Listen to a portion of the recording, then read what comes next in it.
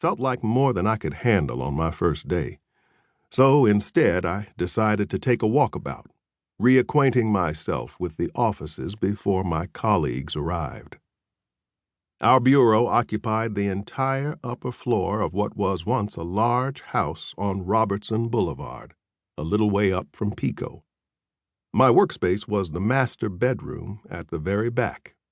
Walking up the hall from there, I first passed Tinsford Natley's office. Tinsford was generally known as Whisper, and his room embodied the understated tone of that name. This office was small and windowless, furnished with a battered oak desk barely larger than a writing table you'd expect to find in a junior high classroom. There were 2 straight-back wooden chairs, one for Tinsford and another to accommodate any visitor or client who found their way to him. He rarely spoke to more than one person at a time because, he said, too many minds muddy the water. The tabletop was bare, which was unusual. As far back as I could remember, Whisper would have a single sheet of paper centered on his desk. It was always a different leaf, with writing that seemed to say something pedestrian, but most often held deeper meanings.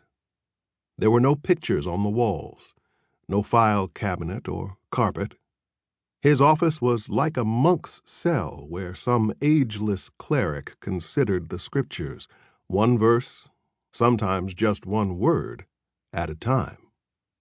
A little ways up and across the hall, Saul Lynx's office was 3 times the size of Whisper's and a quarter that of mine.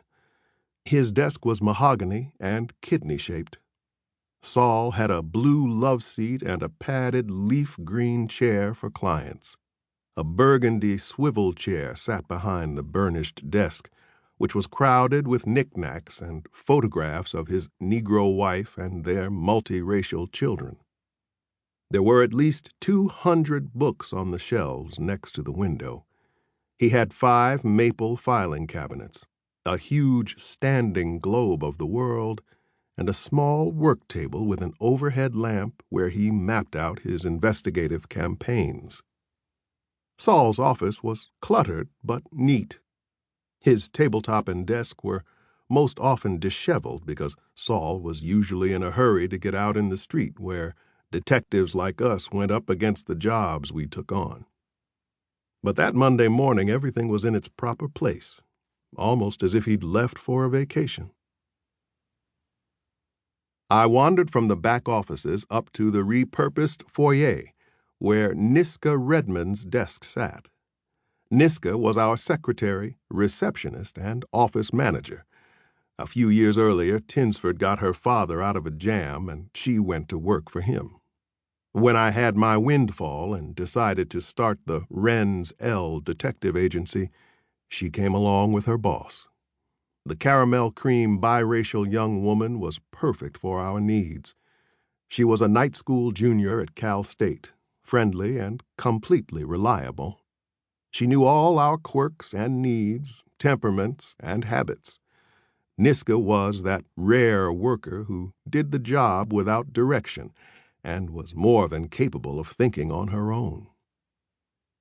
I sat down at her sleek cherrywood desk facing the front door to our offices. Taking in a deep breath, I noted how it felt good being alone and unhurried. Everything was fine, so I'm not quite sure why the darkness entered my mind.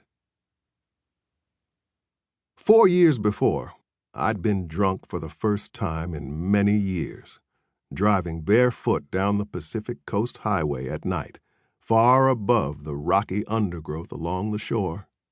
I tried to pass a tractor-trailer, met oncoming traffic, and was forced off the pavement onto the soft shoulder, which then gave way to nothingness. Some hours later, Mouse, under the direction of the witch Mama Joe, found me. The coma lasted for weeks, but I was still aware under that pall, feeling as if I had crossed far beyond the border of expiry. The moments of a wasted life littered the floor around my